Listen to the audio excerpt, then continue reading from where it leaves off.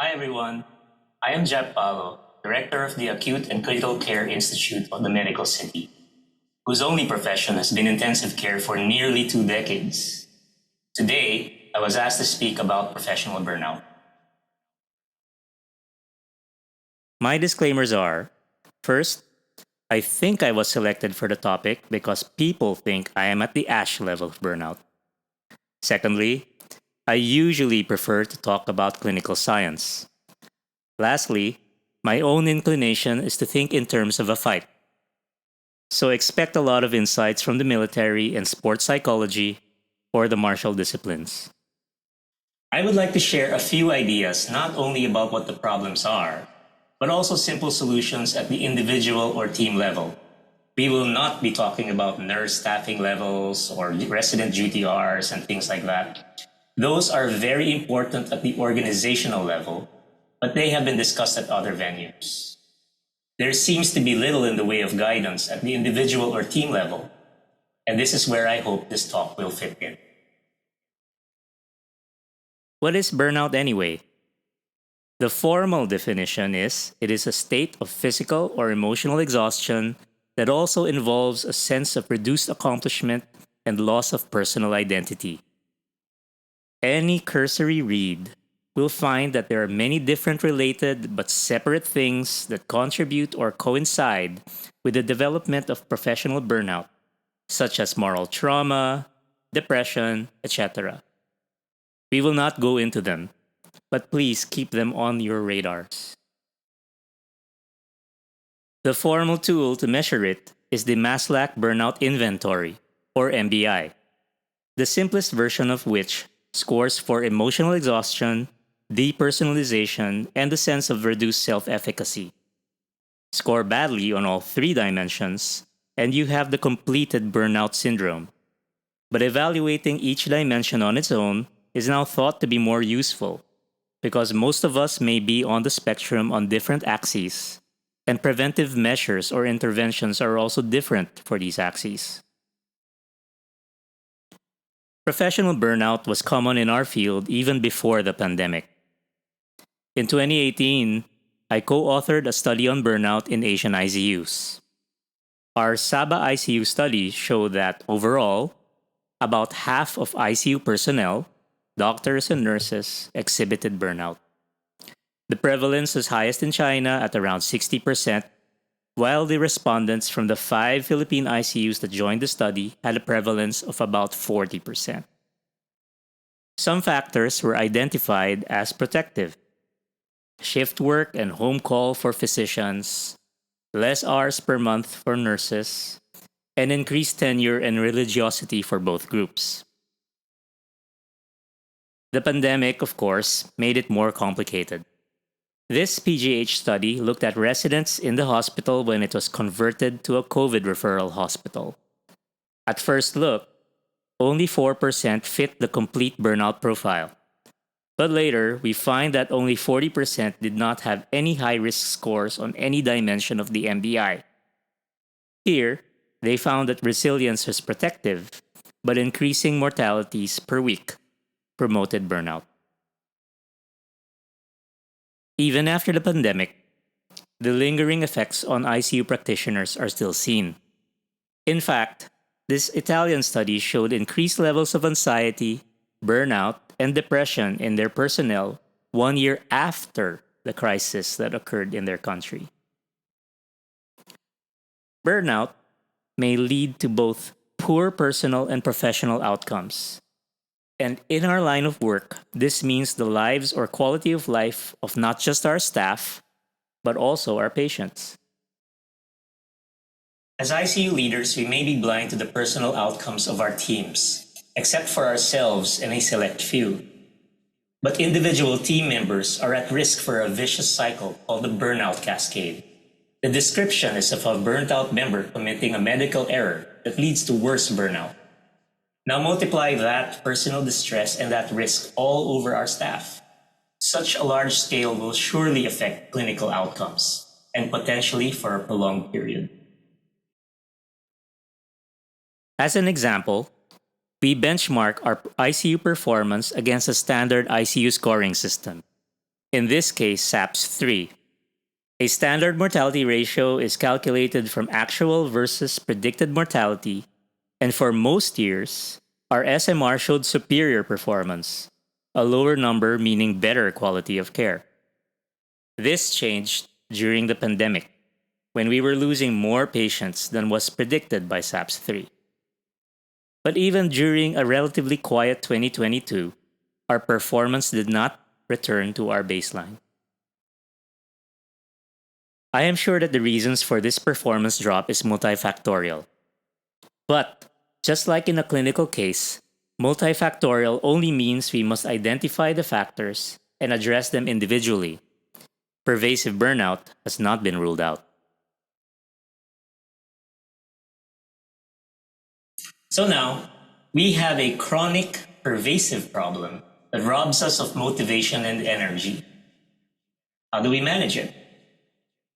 Policymakers and thought leaders within the healthcare community have made several position papers for guidance at the organizational level, and some of these resources are available for free. At this level, the focus really is on the interactions of policies, culture, working conditions, and personal resilience, where the root causes of burnout lie. Improving all these dimensions is a wicked problem, but solving it can surely be aided by organizations such as the CCNAPI or the PSCCM. But what can we do right now for the individual or the team? Resilience is again a fuzzy buzzword that has permeated our vocabulary. Basically, it is your quality of being able to take hits. We have been told that it's important, but not how to foster it. A lot of mental health programs were developed and launched during the pandemic. I recall one in our hospital aimed to help residents, which hardly anybody attended. The reviews of many such programs all over the world have been mixed. I think that, just like in clinical critical care, an acute crisis of an underlying chronic illness is the most challenging to treat. Our programs to foster resilience and mindset must be started much earlier. One organization that has heavily researched these exact issues is the US military. Much of what follows is from the RAND Corporation, a heavily funded research organization that deals with military strategy. In the last decade, RAND published several papers specifically on professional burnout, motivation, and resilience, precisely because these are strategic level issues. Each report is about 100 pages long, with hundreds of citations. What did I find? Personal resilience is protective against burnout, and so we must find modifiable factors that promote resilience within ourselves and our teams. The recurring themes, though, are the importance of agency, competence, and connection, which, if you recall, are the simple inverses of the MBI. I find it easiest to think about it this way. At the heart of burnout is a chronic and worsening resource mismatch, the resource being energy. You can think of yourself as having a battery, or rather, several batteries. One each for physical energy, one for emotional, one for mental, and one for spiritual. Spiritual being the energy of personal purpose, not necessarily a religious one. This construct is a modern Western one, and I share your concern that it sounds crunchy granola. Eastern traditions would only see the one battery rather than four. In some ways, a depleted battery could draw energy from the others, temporarily. One can fight off fatigue, for example, by connecting with their purpose. But if we take this battery analogy farther, there are several ways to make batteries last longer. By decreasing the load, sharing the load, recharging the battery, upgrading the battery, or hacking the battery. Over the course of the day, stressors deplete your batteries. Physical is easy to explain. The mental battery is depleted at work by the requirement of recall, the need to analyze and to synthesize complex matters, as well as decision fatigue. Experts recommend that we do our heaviest load when fresh, with a minimum of distraction. Obviously, clinical mental stressors are not predictable and also not avoidable. As ICU director, I like keeping my office door open so that anybody could walk through if they needed to. But then, everybody did. So, I learned long ago to close the door at certain times of the day and sign routine forms only in the afternoon. I get to do deeper learning or harder work when the door is closed. But now, a lot of the time, a closed door might just mean I am asleep at the office. In the course of a day, manage your attention. My personal policy is to immediately mute any Viber group that includes me.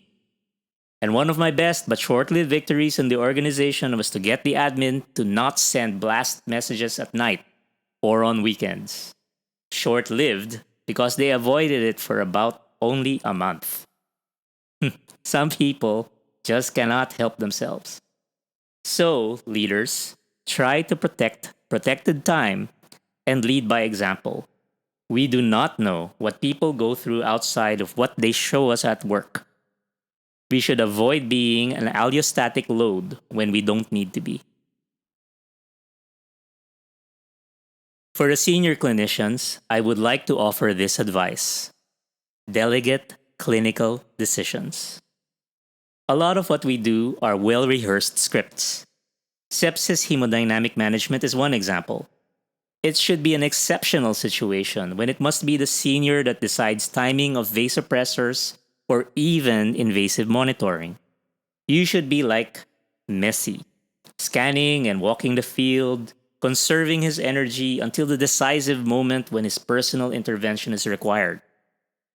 Of course, this means that the team must be trained very well, so we will go into that later. One of the things said about those that go to war: if you give a soldier a rifle, they will be brave. But if you give them a radio, they will be twice as brave. Also, while having a supportive family or boss may decrease burnout, no one will understand your situation more than a peer in practice. So one needs a battle buddy. And in fact, this is one of the programs that is used to improve personal resilience in certain US military units. Even simply having shared insignia or uniforms promotes esprit de corps that implies a shared mission, experiences, and organizational values. Especially in a time of crisis, knowing that your teammates are around you is a huge morale boost. If you are a leader, then things become more nuanced. It is important for leaders to not only exercise a lot of control over their own emotions, but they must sometimes make a holding space for their team's emotions. The emotional labor of leadership, as Harvard Business Review says, is a true labor. Some of us are better than others at constructing psychological safe spaces. But whatever you do, sharing your energy or offsetting the load, remember your own battery. There is no substitute for rest when rest is required. Sleep is king. And yes, it is funny coming from someone like me talking to someone like you. Eat nutritious food, avoid harmful substances. Yes, it's funny. Try anyway. When you take your time off, try and disconnect. Try anyway. One of the most powerful motivators in the presence of extremely stressful work environments is the reconnection to the mission, the why we do what we do. In the heat of the moment, when self doubt enters, a self reminder may be enough to carry the mission, a finding that was detailed very well in the book Battle Mind. On a periodic basis, within a shift, or after milestones or watershed events, the re examination of our values versus our actions, as part of reflective practice, also recharges the spiritual battery. This is where journaling also comes in, with the added recursive bonus of being able to look back at one's own growth. For the art is long. Exercise is one of the best things ever. Not only will it, over time, improve your physical store of energy, but it also acutely improves your mood and even increases your ability to incorporate new information. Even with 20 minutes of moderate exercise or shorter periods of intense exercise, a phenomenon called transient hypofrontality is induced. This means that you lose yourself temporarily in the activity, and this takes away negative self talk and preoccupying emotions. I am tempted, in fact, to require physical education as part of the fellowship program. The advantages are there with no downsides. Here's the hack if you are lacking the motivation: start before you feel like it. The motivation can follow initiation. Try to aim for about 150 minutes weekly of moderately intense activity. More on this later. About mindfulness, another funny, fuzzy buzzword, more understandable by using its antonym. The opposite of mindfulness is mindlessness. In the recent SECM conference, a whole session was devoted to the description of an art program used as a wellness activity. But almost any activity, given deliberate attention, and where process is given at least equal importance as the outcome, can become a mindfulness activity. The objective here is to produce a flow state. Remember transient hypofrontality? During these activities, one may feel energized and the perception of time passing is altered. Additionally, simply changing your breathing pattern hacks your autonomic system. Exhaling longer allows parasympathetic activation, which moves us opposite of fight or flight. Diffusing your visual focus does the same. So resting your eyes from your screens to, let's say, a natural panorama will decrease your stress response. Now think about the activities that tie all these together. We hear about yoga, music making, meditation. Some activities are deemed more efficacious than others, but your mileage will vary, so choose activities that replenish you.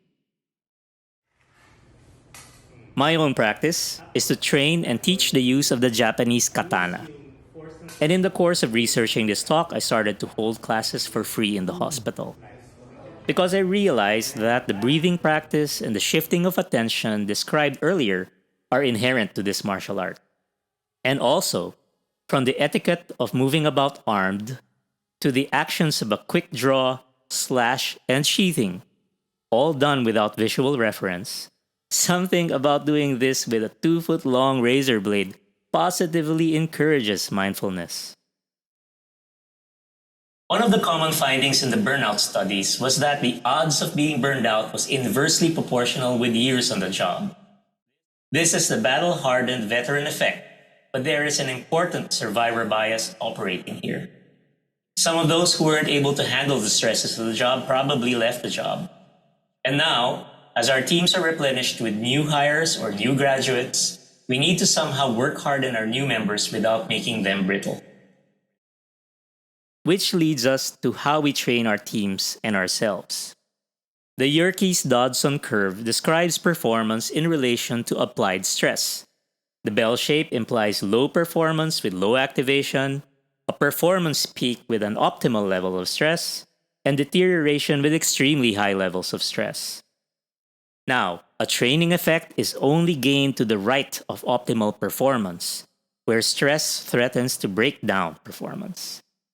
We must remember always that to struggle is required for growth. There are 2 hacks to remember. 1. At times of low stress, one must overtrain simple things.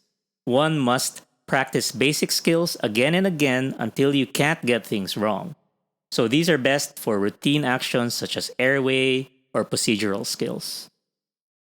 The second hack is that the applied stress beyond the comfort zone and the stress inoculation that occurs after seems to be a general consequence rather than task-specific, and increasing the heart rate is key. So, running up the stairs before solving blood gas problems is a possibility that we are looking into. Sports are good. Competitive sports are better. One on one competition is better still, and contact competition is best for this kind of stress inoculation. Our group activity so far has been war games. It gets your heart rate up, stress inoculation is 100%. You learn teamwork in a high stress environment, and even professional connection after these activities is better. Within clinical training, high fidelity simulation is best, but normally the simulators are set up for tasks or to drive home specific clinical lessons rather than for open ended critical thinking. So other methods must be used too. Recently, we introduced the shadow box concept. A complex clinical case is presented with options for management, and the student is expected to prioritize their best moves and explain why they chose that way, with a 5-minute time limit as a stressor. The discussion that follows is based on the answers and the reasoning given by their senior consultants, who had the same constraints. In this way, a student learns to act with incomplete information under time duress and also learns that there may be better or worse answers, but not perfectly right or wrong ones. The cases are fun to write, and generative AI can help to develop them. They are fun to run with both the consultants and the trainees, but because of their open ended nature and process orientation, the current metrics used for academic performance may not be applicable. These and other techniques may help us develop our staff. Remember, we want to emphasize agency, competence, and connection. So there we have it. We defined the burnout problem, examined its scope, the factors that promote and mitigate it, and spoke briefly about the importance of organizational level measures. We delved deeper into individual and team preventive and interventional techniques. Remember, what we do at work and what we do in our free time, alone or with others, will have bearing on our professional well being. These are all important because this is a difficult field, and we want to thrive while doing the work we love. Thank you for joining me in this session. Now ask me your questions.